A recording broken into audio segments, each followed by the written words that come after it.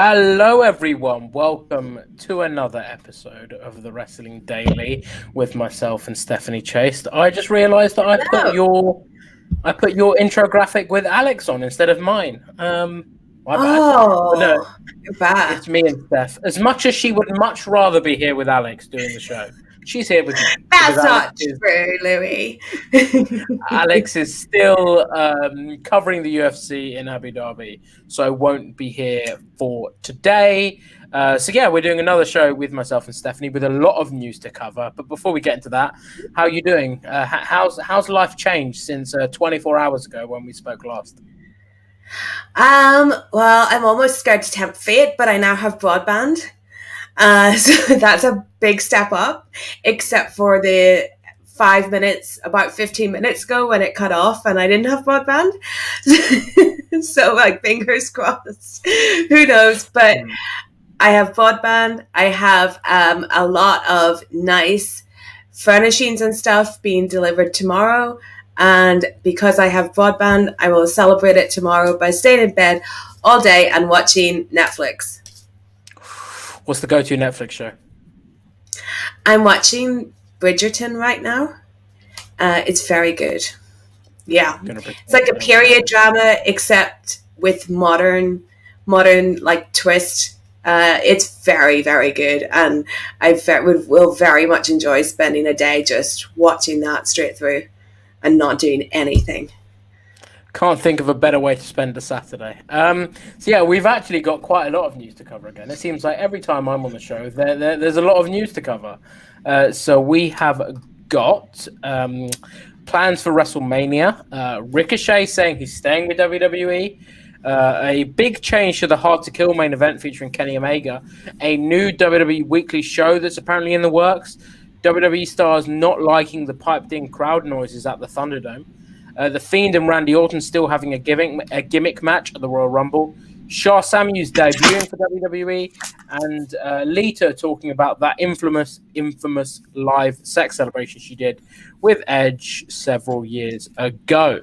So before we dive into any of that news, I'd be remiss if I didn't remind you guys to head on over to WrestleTalk.com/Wrestle2 if you want to get in an ultra chat. If you want us to talk about a particular topic or anything, let me know. I can see one or two already in the doc, but we want any questions for us to debate. We ended up going about... My first Friday. This is my first Friday, my first show without having like a Dynamite to talk about. So, yeah. Can you function talking about wrestling for an hour without being able to talk about Dynamite? You know what? I probably couldn't, but I will be talking about Dynamite later online, so... Fair enough. And there is... I'm sure there will be AEW Ultra Chats for us to dive into. We have got the first bit of news to cover, which is the titular bit of news, which is about... WrestleMania plans and what has been revealed about that. So the show was originally scheduled for the end of March, I believe the 28th. I'm going to just quickly check, but I'm 99% sure it was the 28th. 28th or 31st. Is it the 28th? Yeah, 28th. Yeah, 28th of March. And that has now been changed as Fightful Select is reporting that there are plans to have the show take place on April 11th. It won't be taking in Los Angeles. It won't be taking place in Los Angeles as planned. It will more than likely be Florida, with the Raymond James Stadium, where WrestleMania was supposed to take place this year, being free for that day. So it's not confirmed that will be the location, but that venue is free, so it would make sense. 2 weeks aren't going to make a major difference, but changing location probably will be in terms of allowing fans back. So do you think this is probably the reason why the date's being changed and the location's being changed, to try and delay it as long as possible so we can hopefully get fans at the show? Yeah, I think they're just trying to do the best that they can. It's really sad that we're... remember when they announced WrestleMania Goes Hollywood and they had Roman Reigns there and everything, and it felt like this is going to be so exciting. And now here we are coming up to a year later, and we're still in this situation. So I think the best they can hope for is to get some fans in Raymond James Stadium. We know that anything goes in Florida, pretty much, it seems. So Yeah. if you're gonna like try and put fans in seats somewhere, it's probably gonna be Florida, and that's where they're totally based at the minute anyway. So it makes sense, and I don't mind having WrestleMania delayed for 2 weeks. I don't think the date matters. It's always going to be late March, early April. As long as it's around that time, it's fine. So what was also interesting that I thought about actually just now. So we've obviously got Royal Rumble on the 31st of January. We then were supposed to have WrestleMania at the end of March. So it would dictate you have a pay-per-view in February, so one. Chances are we'll now probably get 2 pay-per-views in between the Royal Rumble and WrestleMania. So I'm probably thinking one mid-February, one maybe beginning of March, middle of March. So we could be set to see them. They normally do I know they did last year anyway, the Saudi Arabia show in the February, but that obviously won't be happening because travel. But yeah, I think we could be set to see 2 more pay-per-views or sort of in between WrestleMania and the Royal Rumble. If they bring in a new one, they're going to give it some like great name, like Pit Stop or Stopgap or something. You know, a little break in the road to WrestleMania. I don't even want to think about what ridiculous name they'll give this pay-per-view, because we have seen some bad ones this year. I mean, what did we have this year? We had the Horror Show at Extreme Rules. That's bad. That was terrible. And the graphics, the weird like Nickelodeon Goosebumps kids paint graphics. Yeah. Was that as bad though as Backlash, the greatest wrestling match ever, which doesn't make sense? It doesn't make sense. It's not a show, it's a match, which is just stupid, because how can something be the greatest match ever if it hasn't taken place yet? This year, or last year, has definitely, if it's taught us anything, it's that WWE can't name their pay-per-views. So if we get another new pay-per-view, I am worried what it's going to be called. We'll get Great Balls of Fire again or something stupid like that. Something dumb. And like the old names, they weren't like that great, but they were totally passable and you got used to them, you know, like it's just they've got worse and worse over time. I don't want to tempt fate, so we will move on before WWE, who are clearly watching the show, try and outdo themselves and think of the most ridiculous name. But guys, in the comments, get in some of your most ridiculous name suggestions for WWE PayPerView. Please do. Out on the show. A little bit more news to dive into. So we cut what I covered with SB3 earlier on in the week about Ricochet potentially leaving WWE. Bryan Alvarez, I think this is another example, and this happens quite a lot, to be fair, with Bryan Alvarez and Dave Meltzer. Bryan Alvarez will say something like, "Oh, I don't think Ricochet has signed his contract," which he did say. And I think people then take that to mean as, "Oh, Ricochet has rejected his contract," as opposed to Bryan Alvarez just saying, "He may have done, he may not, I don't know." So Ricochet has came out yesterday anyway and said, "Listen, it's false." I think he commented on a Ringside News article, who are the beacon of wrestling journalism and sort of good practice. And he said, "Shit." I know. I need to get myself one of those fans, because I'm dropping in the show today. So he sort of rejected, sort of said that's not true. But even then, I was a little bit like, all right. We've seen this before. We've seen Brian Cage say he's not going to AEW. We've seen Edge say he's not returning. We've seen John Morrison say he's not rejoining WWE. This happens. We've seen New Japan remove Jay White from the roster page. We don't know yet all these tactics. But yeah, so we've seen it before, where to try and keep the element of surprise in this world where everything seems to get reported, people have sort of said, "Oh no, that's not happening," and then it does happen. But Dave Meltzer has corroborated sort of what Ricochet had to say and said that he's actually signed a new contract when he debuted on the main roster in 2019. And there are apparently plans, well, not plans, but he is, unless he gets released, he will be with WWE until 2024. So for another 3 years now. So I think that he was a name that a lot of people, I think when they heard obviously the rumors, were like, "Oh, that makes sense because he's not being used very well," and we could see why someone like him would probably want to leave.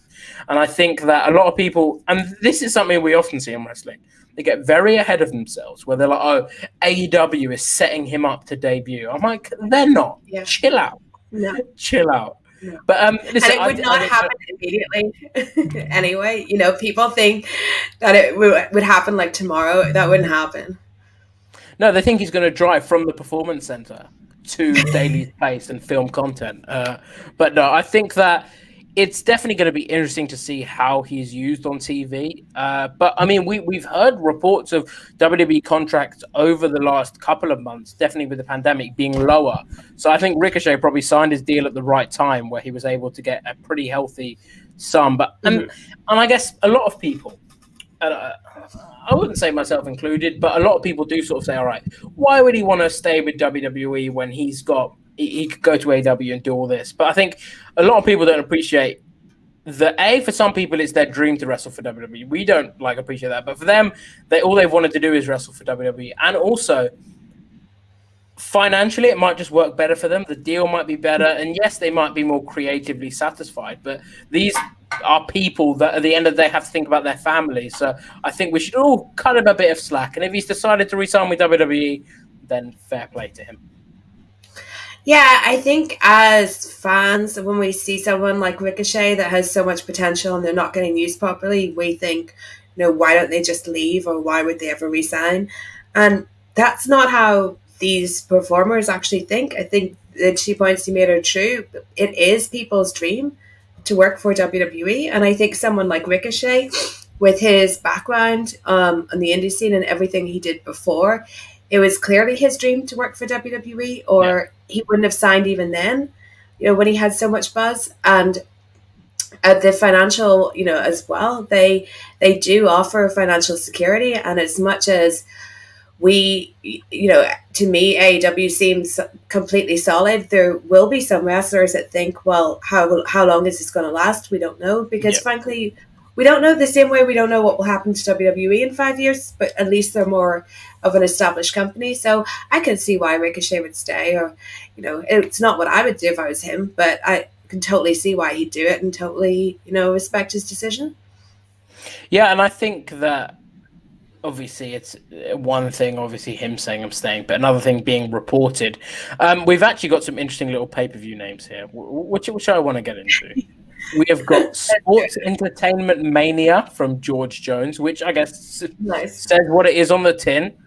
Vince Nado. Okay, that works. Like Sharknado? Vince I presume so. Wow. Retaliation. I mean, that sounds legit.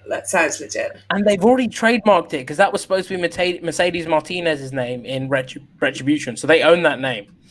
WrestleMania 37, Beware of Gator, which works if it's in Florida. WWE presents Are You Sports Entertained by Elizabeth Stallion. Okay. Amazing Gabbo. WWE, it doesn't matter. You'll still watch. Pretty accurate. Yeah. It doesn't matter how bad the show is. We will still watch. WWE presents We Will Give You What You Want. Okay. WWE, I'm not going to say this word because I don't want to get demonetized, but same S word, different pay-per-view. Fair enough. WWE pay-per-view name, Filling the Gap. Fair enough. That's on track, yeah. Very on track. Have we got any else there? WWE presents Are You Blonde? Be Our Women's Champion. Is that a dig at me sitting here with a women's title belt beside me and being blonde? I don't think so. I think it's more a dig at Charlotte, but never mind. We have one here from Matthew. WWE presents the pay-per-view before WrestleMania. Before Mania, watch it for free for new subscribers or for 99 cents for people who cancelled. I like that. Before Mania. Yeah. God, there are some... WWE Dream Killer. Okay. There are some bad names in here, but none as bad as the horror show at Extreme Rules. Yeah, okay. I think by the end of the show, Steph and I will come up with our bad wrestling pay-per-views. And one name each. I'm going to have to think. A reminder, guys, if you want to get in your Ultra Chats, head on over to WrestleTalk.com/Wrestle2. We can talk about any topic you guys want, any debate, any questions, let us know. I think we went over by about 5 minutes yesterday just talking about how we got started in wrestling media. So any questions you've got on any topic, let us know. But before we do any Ultra Chat, let's head on over to a bit more news where we talk about Hard to Kill. Where tomorrow night we're going to see Kenny Omega team with the Good Brothers once again. The match was scheduled to be against Motor City Machine Guns and Rich Swann, but obviously with what's going on in the world right now, cards are more subject to change than they normally would be. So Alex Shelley has been unable to travel to Nashville and has been replaced in the match by Moose. This hasn't been taken too well by fans, unfortunately. I don't think it's anything against Moose. I just think it's not what It's disappointing. Yeah. I didn't want to say that, Steph. I didn't want to say that, but it is a little bit disappointing, isn't it? But it's not like disappointing because of anything wrong with Moose. It's just that the match we were promised, being the Motor City Machine Guns, is so great and such dream match territory that it is a bit of that's disappointing in the nicest possible way. And I think people were hoping that maybe the Young Bucks would get involved to set up something with Motor City Machine Guns, which doesn't look likely. And also, we got to think about the implications of this, because Impact, the way they tape things, after the pay-per-views, they tape a few weeks' worth of tapings. So, unfortunately, it doesn't look like Alex Shelley is going to be involved with any of those, because obviously if he can't get to Nashville today, he's not going to be able to get there for the tapings that are taking place over the next week. But are you any less excited, I guess, for the match? I presume you'll be watching live because it is loosely linked to AEW. Yes, I think it's quite tightly linked at the minute. Yeah, that's in my Saturday plan. Once I do the daytime Netflix watching, then we've transferred from sweets to pizza to do the nighttime Impact watching. Ooh. Yeah. But I feel really sorry for Alex Shelley because he's involved in such a big, match that will have so many eyes on it, and now he can't do it. That's just really unfortunate for him.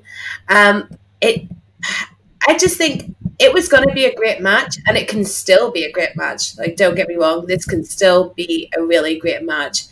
And I think the storyline implications are even more interesting than the match implications. So disappointed, but it's only taken my excitement down like 1 or 2%. I'm not saying it's not going to be great or anything, or, oh, no, I don't want to watch it. Nothing like that. I'm still excited. Still going to be watching. Per Alex Shelley. I hope he's watching. Or maybe not. Maybe it'd be too sad for him. Might be too sad for him to watch. I'm sure he'll be watching. I've heard he always watches. He doesn't watch. I'm just making that up. We've got a comment here from the Cactar Cloud who says Moose, though, might mean his team wins because Moose is on a streak. Listen, I will be shocked if Kenny Omega's team doesn't win. I'll be shocked as well. That has to be in the contract that Kenny wins everything. Listen, if you think AEW is sending over their top champion to another promotion to lose, even in a tag match, even not taking the fall, no way. No chance. Kenny Omega's team are winning 100%. I will bet. I'm not going to say my house because I don't own this house. It's my dad's, and I think he'd be very angry with me if we had people coming over here on Sunday saying, "Yeah, I own this house now." But if I did own this house, I would bet my house on the fact that Kenny Omega's winning. Yeah, me too. Me too. I mean, some people are hoping for Moose versus Kenny Omega. That could be an interesting direction to take out of it. I mean, yeah, I'd much rather see Kenny Omega versus Rich Swann, I think, from a match perspective, and also a storyline perspective. I hope so. Yeah, I think Moose, he's just got to be filler, isn't he? No offense to him either, but he is just put in as a filler. I'm sure that they have this all very well plotted out, and it relies more on Omega and the Good Brothers than it does on their opponents, minus perhaps Rich Swann. So I think he's just going to be slotted into whatever was going to happen, what was always going to happen. Yeah, I mean, Matthew Makovsky said here, Kenny pinning Swan. Sounds familiar, Vince. No, but I do think Kenny probably pins Rich Swann to set up a title match later down the line. We've got a couple of old chats here. We'll dive into one now. We have one from Matthew Makovsky. I don't think he's been in the chat for a few days. So nice to see you back, Matthew. Hello, Louis and Steph. It's been a few days, but now I'm back. Firstly, in the week Alex is gone, Louis, can we get Louis, Steph, and SB3, please? I mean, I will ask. I will ask to because we actually have a next week. He's not here either, so I will. I will ask. I will ask the powers that be whether a three-way show is on the cards. Fantasy booking time. World is ending. 3 wishes.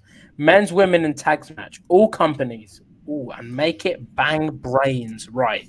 So we can book any men's. Any men's. Any men's match. Any company. So any just 2 men, 2 women, and 2 tag teams. Go on. I'll let you go first for your men's, and then I'll do my men's as well, and we'll take turns. Is this in the same company or or any 2 male wrestlers in the world? All companies are allowed, he said in the chat. So I can have one AEW, one New Japan? Yeah. Oh, okay. Dream men's match is Jay White versus Chris Jericho. Okay. Yeah, Daddy Goat versus Baby Goat. Dream women's match is Shayna Baszler versus Thunder Rosa. Okay, cool. Very nice. Yeah. And tag match as well? Yep. Tag match. Tag match is a much harder one. I would say the New Day versus the Young Bucks. Very nice. Very, very nice. I think all 3 sound very good. For men's, I would go for Kenny Omega versus Daniel Bryan, because I think that would be fun. Ooh, that's good.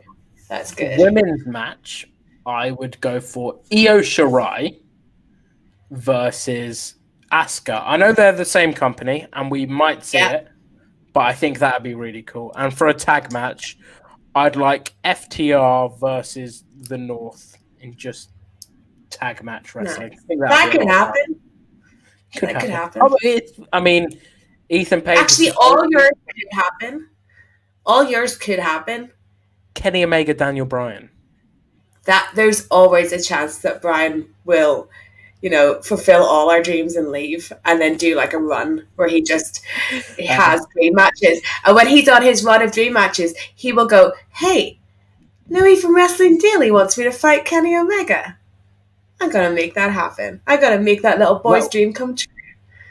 When I text Daniel Bryan daily, I do say to him, "Please leave so you can wrestle Kenny Omega." It's what I say to him every morning.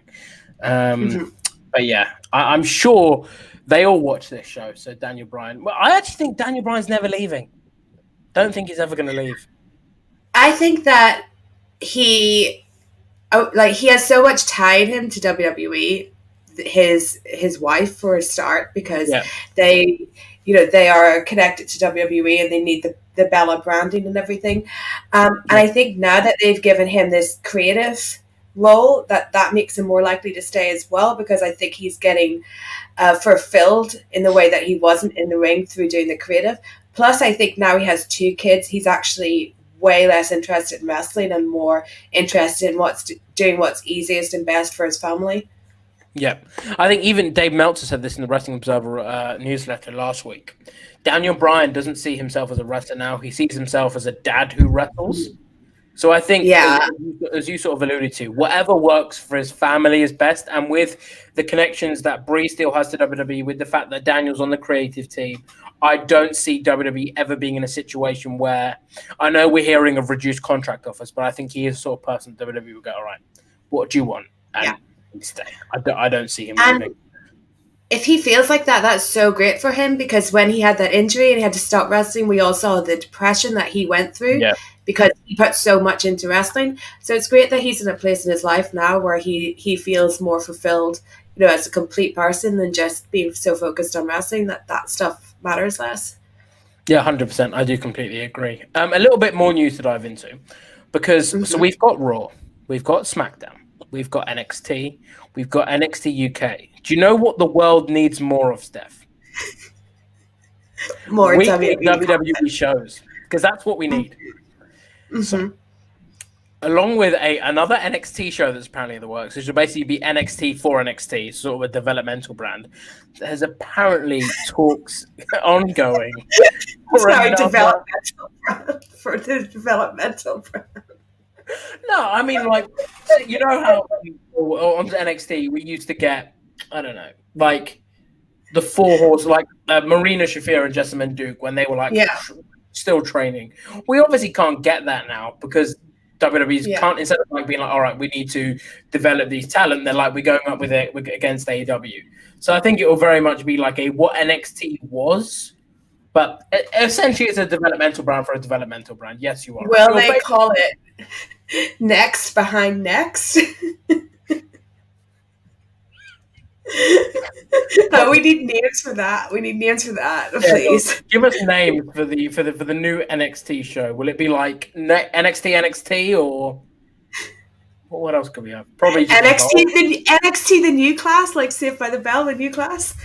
I like that. I really like that. Yeah. NXT the new class, please. NXT Kindergarten, like young NXT. I like that as well. NXT babies, like Muppet babies. Too far, man. No, not ruining any chance either of us have of getting a job at somewhere that requires some level of creativity, where they're like, come up with names. If anyone is to watch this show, they'll be like, no, these two are useless.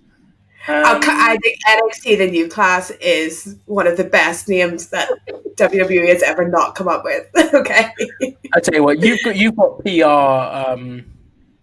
You got PR companies' details. Send it over to them. I'm sure they'll love that. But according to Dave Meltzer in the latest Wrestling Observer newsletter, there's plans to do NXT India, so a weekly NXT show in India, which will basically be like NXT UK. However, WWE have more hopes for this one because NXT UK apparently doesn't really bring in any money for WWE, and or serious money. I mean, we're both from the UK, right? How many episodes of NXT UK have you watched? Yeah, me too. Was it the Walter Ilya Dragunov one? Yeah. How many people do you know that watch NXT UK for fun? Jim Smallman. Apart from him, no one. I don't know anyone either. I know people that actively avoid it. It's not bad wrestling. Like the wrestling's really good. I watched Walter and A-Kid yesterday. Like I got to be honest. I watched it on like 1.25 speed just to get through it. It was a really good match, like a really good match. But I just don't have the time. Like with a minimum of 3 days a week taken up by wrestling, I just don't have the time to watch. Yeah. NXT. It's like it's time consuming, but it also, no matter how good the wrestling is, it's not an exciting show. It's a show where people can tell you one match was really good, like Walter and Ilya. Like that was a whole word of mouth thing that just spiraled. That was the best thing that had happened to NXT UK in its history. But to keep up with it as a weekly show, it just doesn't have that excitement factor.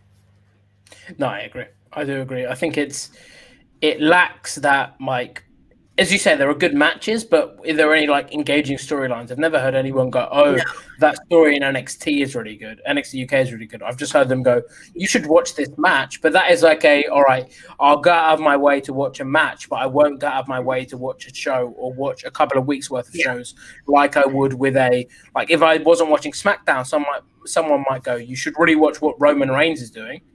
But with NXT UK, I don't know they have that storyline sort of hook. But yeah, apparently NXT India, this is going to spill out of the Superstar Spectacle, which is going to feature several top WWE stars like Drew McIntyre, like Bayley, like New Day. They're all going to be involved.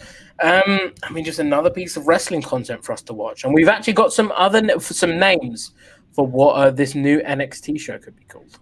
Okay, so here we go. Just NXT US. I mean, that works, but I don't think so. Pre-NXT. No, pre-XT. That's not bad. Pre-XT. That's not bad, yeah. Before NXT. That's good. Before NXT is good. NXT Mini. NXT Babies. NXT Kids. NXT Days of Our Future's Future.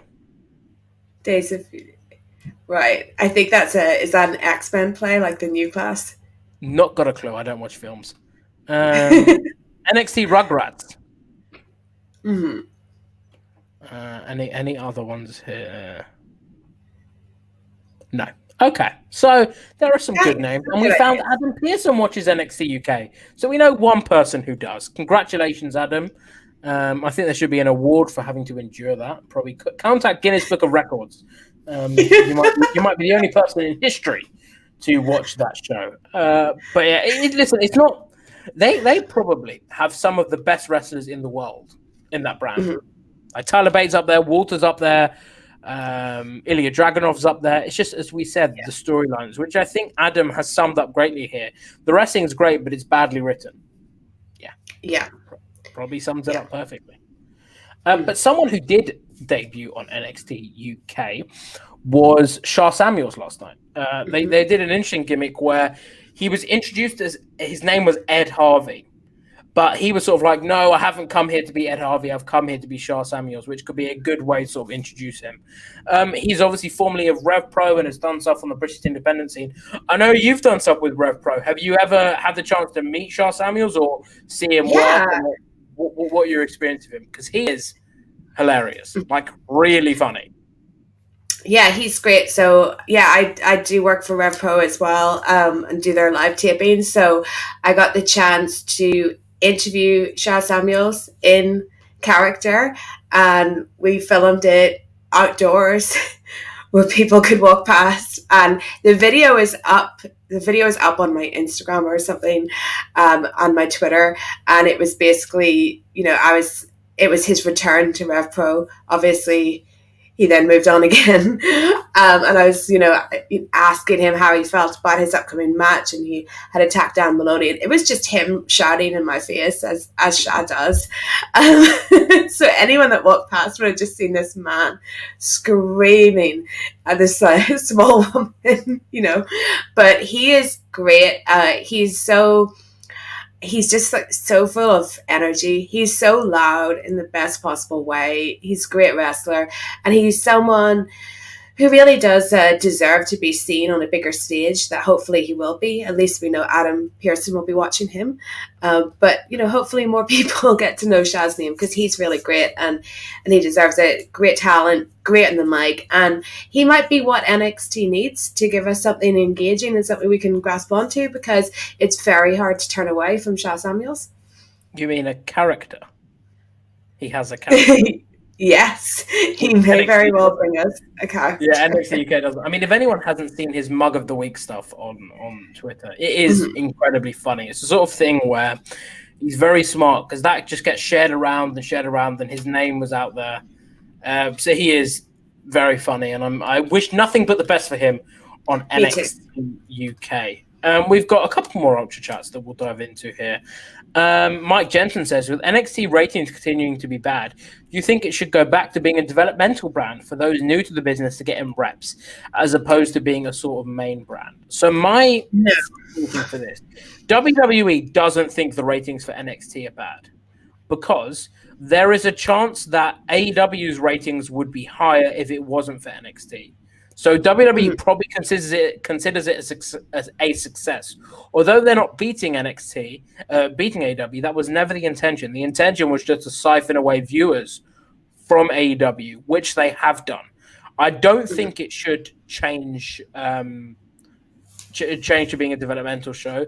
Whether it should change day, potentially. I mean, I'd quite like it. I don't have to choose which one to watch. Normally now it is AEW, but I mean, I could watch both live. How about you? What do you think NXT should be doing in the face of the ratings being, I think we can safely say, now consistently quite a bit lower than AEW? I think it's really hard, because I think a lot of the problem is them being on the USA Network. They went on the USA Network to take on AEW, and it totally changed their show for the worst. When they won the WWE Network, they could be this cool brand that people watched, the more younger, hip college people watched and have an indie feel, even though, of course, it's not indie at all. It's WWE.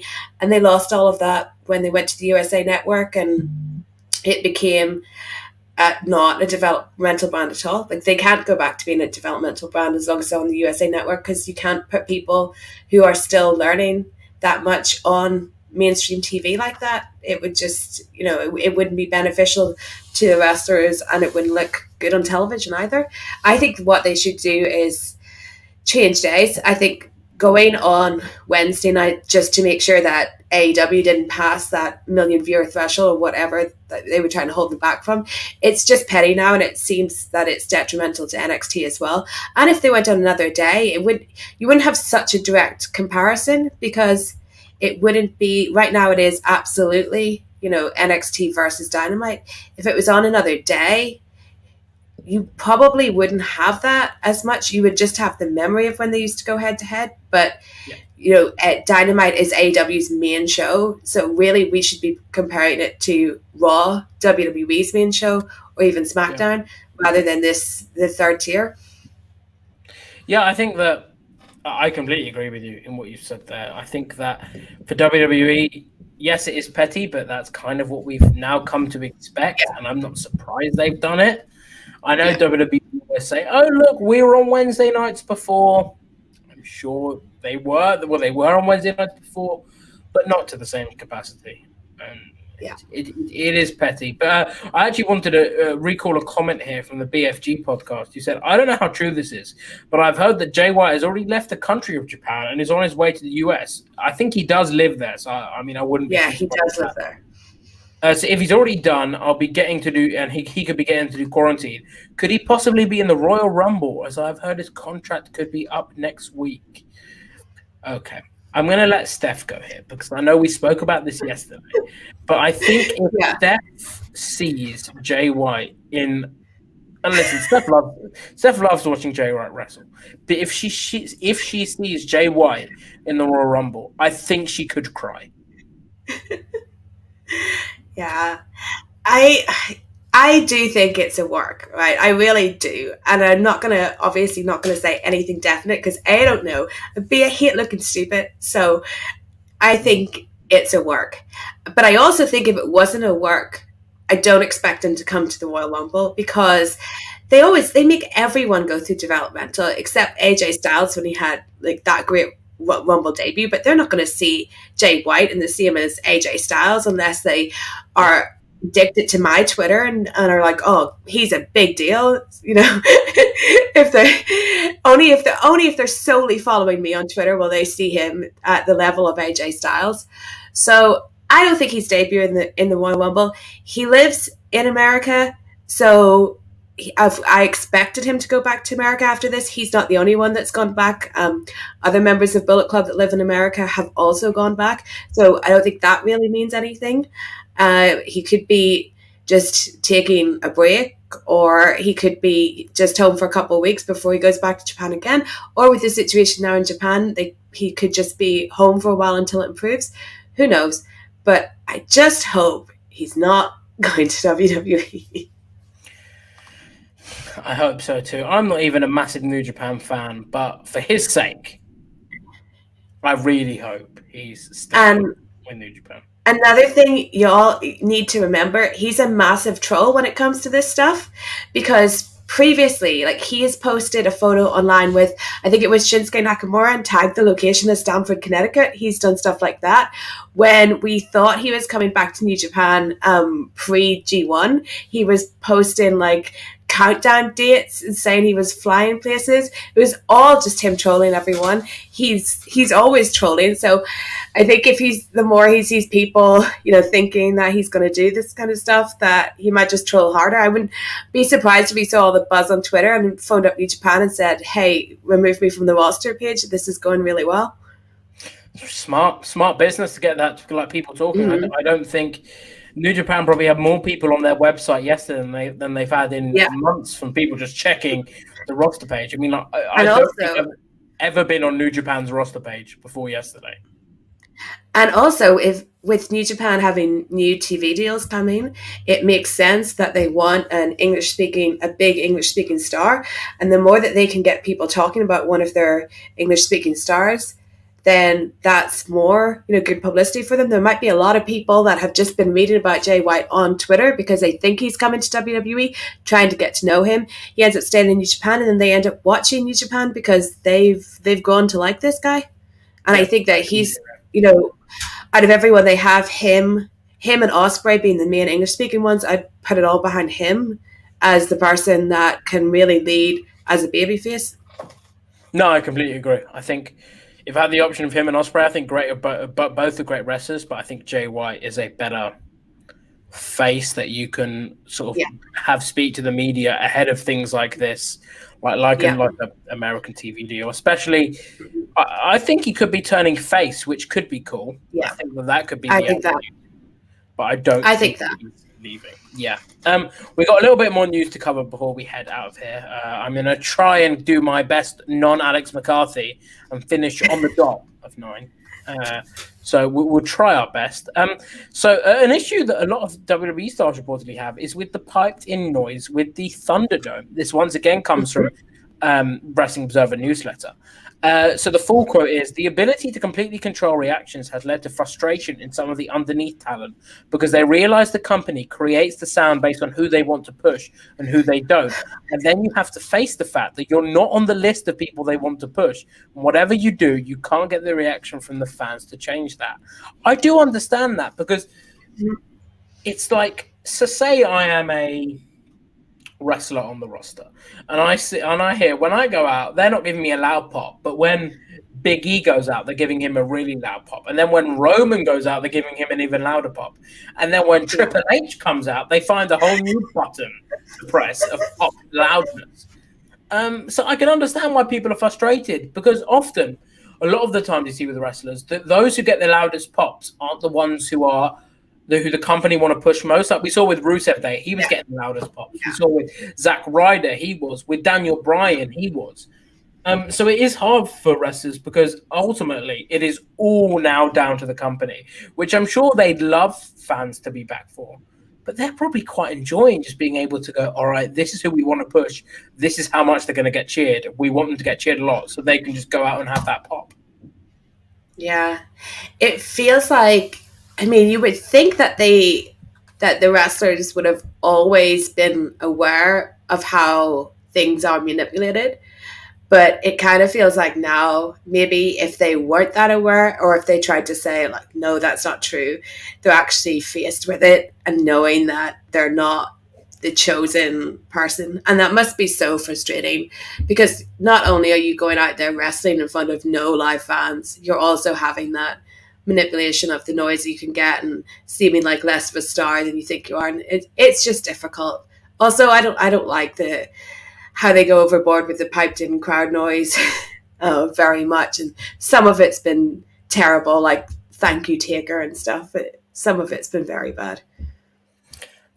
I do feel for them, but they don't acknowledge that the reaction is like, so they don't, like every other sport has acknowledged, like when the NBA do it, they're like, oh, like we got the virtual crowd here, we're piping in the noise. Like WWE doesn't do that, and they're treating us like we're stupid, that we don't know that it's all.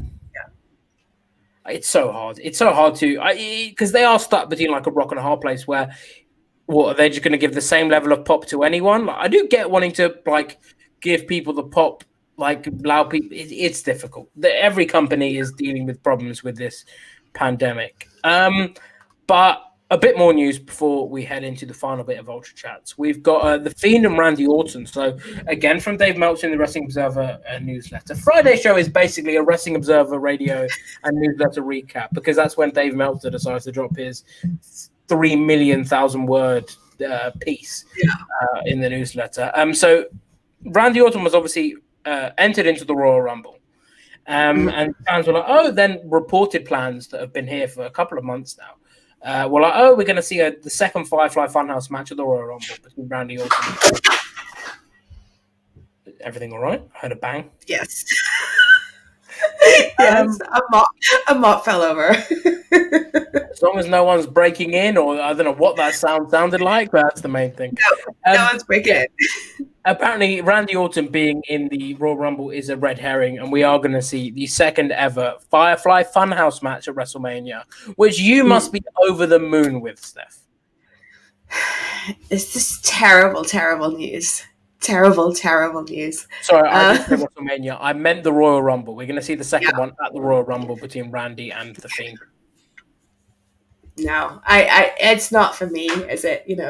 It's not for me. I don't want to see Randy Orton and The Fiend wrestle again. I don't want to see The Fiend wrestle anyone again, especially in a silly match. No. You really didn't like it, did you? The first Firefly Funhouse match? No. Okay, fair enough.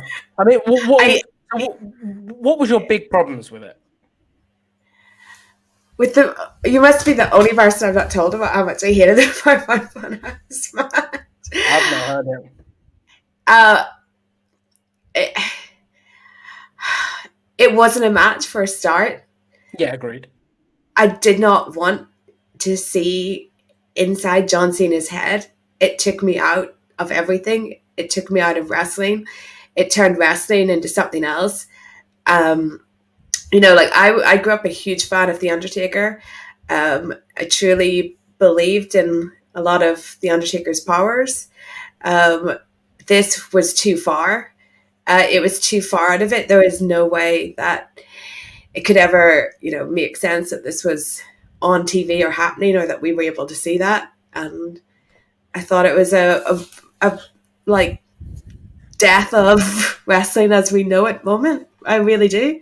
And, I didn't want to see that in my wrestling. It wasn't wrestling to me. And I thought it was actually tragic, very sad. And it put me in a very sad place after watching it. Thinking about just the wider implications of it and how do we ever recover from that match. And also I think that anything with The Fiend is terrible. I was a big fan of Bray Wyatt before he, back when he first wrestled John Cena. And I think his character, it's all awful. It's self-indulgent. It ruins everything. You put that next to what they're trying to do with Roman Reigns, and you're watching two completely different entities. You're in two different universes. He detracts from everyone else. And I just, I don't like The Fiend, and I didn't like Firefly. So what I will say, go on. And I was going to say that Randy Orton will probably be worse in that position than John Cena was. I agree with that point. I think that, so I was really impressed with it at the time because it was different. I think that should be applauded for WWE, who are often so stuck in their mindset of we do things a certain way. And this was so different. I was like, okay, fair enough. In isolation, if you showed me that match before, I would have said there is zero chance that Vince McMahon signs off on that. There is no way he's going to have basically the character of John Cena dissected on this level. At one point, I thought it was really good because it's it basically dissected the character and basically looked at it gave nods and references to people. It basically rewarded you for watching for a long time, which WWE rarely does. But on the other hand, I do agree with you that it is so hard to look it's one of those things where if a non-wrestling fan walks in, you can't explain it. And it's one of those things where you do get a little bit embarrassed of what it is. To be all right, how do I explain this to someone that doesn't watch? How do I just do that? But I enjoyed it. I thought it was different, and that is the main thing. We have got a question a few times here in the comments. Did you like the Boneyard match? I did like the Boneyard match. I thought that the Boneyard match was acceptable. Because they were just filming two guys fighting in a boneyard because one of them is spooky. And that, I basically saw it as that. We weren't getting anything too out of the realm. If you want to tell me that you have magical powers, you can make me believe that, but you you can't make me believe what the Fiend and John Cena showed. And I think a lot of people, their justification for it was that it was something different. Can WWE just not do something different that's good in the realm of wrestling? What they're doing with Roman Reigns is different, and it totally works, and it's in the realm of wrestling. And also, I'd say on an artistic level, it was not executed well. It was not like, people talk like it was a great movie or something. It wasn't. It was like B movie at best. Like the execution was not even that great. But yeah, the Boneyard match was pretty cool. Yeah, I thought the Boneyard match was cool. I preferred it to the Firefly Funhouse. When people spoke about that as match of the year, I was a little bit like, "Whoa, okay, hold up, match of the year? No." Mm-hmm. But maybe like I appreciated it for it being different. We've got a late entry for the NXT name, developmental brand. So we are pre NXT. Yeah, I like that. I like that a lot. We got a little bit more news to dive into before we head into the Ultra Chats. So anyone who has watched wrestling for a period of time will remember the infamous sex celebration with Lita and Edge. Unsurprisingly, Lita and Edge didn't really want to do the celebration. It was a Vince McMahon idea. Apparently, Lita, Edge, and even John Cena and several other WWE superstars campaigned to Vince McMahon and were like, "We don't think this should be on TV. This is a bad idea." And so Lita has claimed on her Twitch stream that WWE threatened to fire her if she didn't go through with the segment, which is crazy. And I saw someone say on Twitter, it's not surprising though, and I saw someone say on Twitter, I thought Vince. I think when Rob Gronkowski jumped off the stadium thing, or the bit on the stadium. Is this where this is going? No. They said so. I think Drew McIntyre said Vince McMahon would never do something that he wouldn't want you to do. No, he would never ask you to do something that he wouldn't be willing to do. And I saw someone share that video around, like quote tweeting it. I was like, the problem is, I could see Vince probably wanting to do it and being willing to do that segment. That's the problem. You know what? He probably would, but at the same time, whoever put that quote in Drew McIntyre's mouth, because it was one of those quotes that they wanted for the video, whoever put that in Drew McIntyre's mouth should be ashamed of himself, because when that video came out, the stuff that people were bringing up as a counterpoint to what Drew said, I felt sorry for Drew. For Drew. Yeah, but I mean, this like sex celebration thing. It's obviously from what Lita's claimed, it's pretty bad. Yeah. Like to threaten to fire someone because they don't want to simulate having sex on live TV is pretty bad. Yeah, and I totally believe that she was, threatened with firing, and I think it's terrible for someone to speak up and say they're not comfortable with doing something on live television and be told that they have to and that they're being forced to do it and that their jobs at threat. And I think maybe not to the same extent, but stuff like that's probably still happening now, that there's stuff that people don't want to do and they can't speak up because very few people, have the power to say when they're against things. John Cena, Roman Reigns, like the exceptions, but other people just, how many people leave and say, yeah, I never wanted to do that, but it happened. And at the time they'll tell you, how much fun they're having. And I mean, I guess it's different. So like if Roman Reigns is asked to cut a certain promo, he's like, I don't want to do that. That's one thing. But I mean, I think you're perfectly within your rights to be like, I don't want to simulate having live sex on live TV. Like that's a pretty big thing to be asked to do. Yeah, but they're not going to say it like that because we can see from if you watched through the Attitude Era, you can see the ideas that they had about sex during the Attitude Era. So it would not surprise me that they think that stimulating a sex act on live TV is not a big deal or something that's just a joke. Yeah. I completely agree with you. We're going to move on from that before the chat gets a bit too excited. We got a few more Ultra Chats here before we head out. One from WrestleScope who says, world largest pit stop on the road to WrestleMania. Okay. Main event is Goldberg defends the WWE Championship in a fatal 4-way, and then Roman Reigns versus Adam Pearce 2. I mean, I could see it happening. But yes, the world largest pit stop on the road to WrestleMania does sound like a Saudi Arabia pay-per-view, if I have ever seen one. We have got another one here from WrestleScope, actually. Steph, if you hate The Fiend, what do you do with Alexa Bliss if he went away? I've loved everything she's done in this storyline. Yeah, what's been your thought about Alexa Bliss and her involvement in what's been going on with The Fiend over the last couple of months?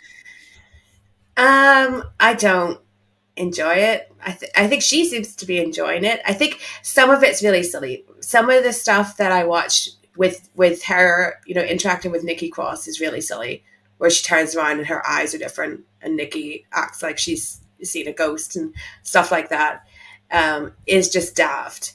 But I think that we've clearly seen that Alexa has some skills with portraying character. She has more personality than maybe we've seen from her before. Yep. So I would like her to, but also like this character for Alexa Bliss is always going to be just a sidekick. So I would want more from Alexa Bliss. I'd want her to totally separate herself from him. Maybe she needs her birds of prey moment if she's being Harley Quinn, and then just go off on her own and cultivate this into like a more normal person who's also got these, these elements of craziness, but it's not too outlandish that it's not believable, and she can fit into the women's roster and be great. No, I completely agree with you. I couldn't anchor weighing her down. I think Bliss is great. I think she's shown she's probably got a lot more than people have given her credit for. Yeah. We've got a message here from the Zornice who says, I'm sure that the new show will magically be on the same day as AEW's second show, in reference obviously to the WWE show. NXT Kindergarten is a good one. Giving love to you and the SWAF Nation. And I watched NXT as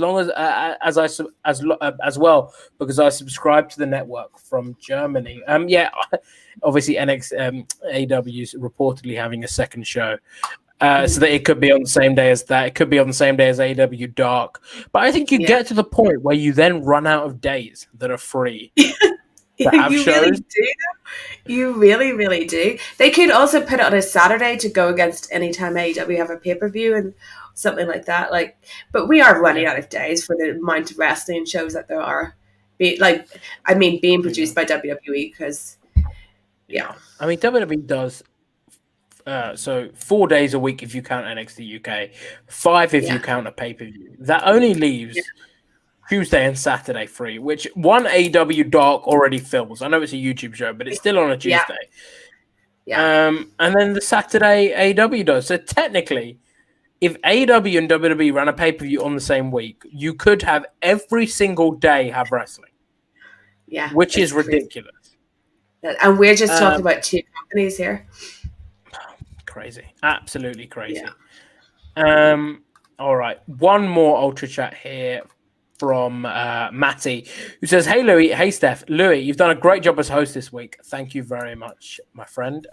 Steph, what are your predictions for the Royal Rumble match results of those announced already? Also, question for us both: what are our 3 favorite Royal Rumble returns? So I'm going to quickly get the Royal Rumble match card up. Who do you think is winning the men's and women's matches while we're here? The actual Royal Rumble matches? Men's,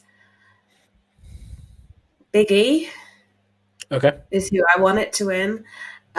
Women's, Bailey probably. Both work. Yeah, I'm going for Bianca Belair and... Yeah, that could also work. So Roman Reigns and Adam Pearce. Is there any point me even asking? Roman's going to win, but I really like Adam Pearce. He's like one of my high points at WWE. I think he's the second best person on TV in WWE, other than behind Roman Reigns. So, behind Roman Reigns. And Drew McIntyre, Goldberg. Who have you got? Have you got Goldberg winning? No. Well, I mean, they could do it, but I hope not. I mean, Drew, they've clearly invested a lot in Drew. If they put Goldberg over Drew, it would be a clear sign of them just throwing everything away, because this man does all the media. They've put him on everything, and to have him just steamrollered by a legend would just be so wrong. Look at you with your quotation marks. And That was for Alex. Before we head out of here, what are your favorite 3 returns? Mine are Edge, John Cena, and then also MVP. It's going to be a bit of an out there one, but I think him returning as what was supposed to be a one-off thing last year, and then that, not so much the actual return, but what it's then turned into with, I think, a fantastic year for WWE is pretty cool. So yeah, those would be my 3. How about you? I definitely put Edge in there. I know it's not a return at all, but I have to mention AJ Styles' debut again, because that's just the way they did it with Roman left in the ring and AJ coming back was great, and probably John Cena too. Perfect. Guys, thank you so much for your comments and interactions on this show and every show we've done this week. We'll be back next week. It will be myself again hosting for the 4 shows that we do. And Steph will be back on Thursday as well. So yeah, looking forward to seeing you all there. Thank you for your comments, your interactions on the shows. And follow Steph on Twitter, as you can see her handle above her, at Stephanie M. Chase. Listen to us on podcast, if that is your preferred form of listening to us. We're on Apple, Spotify, anywhere that does a good podcast, we are there. But yeah, nice to see you guys, and we'll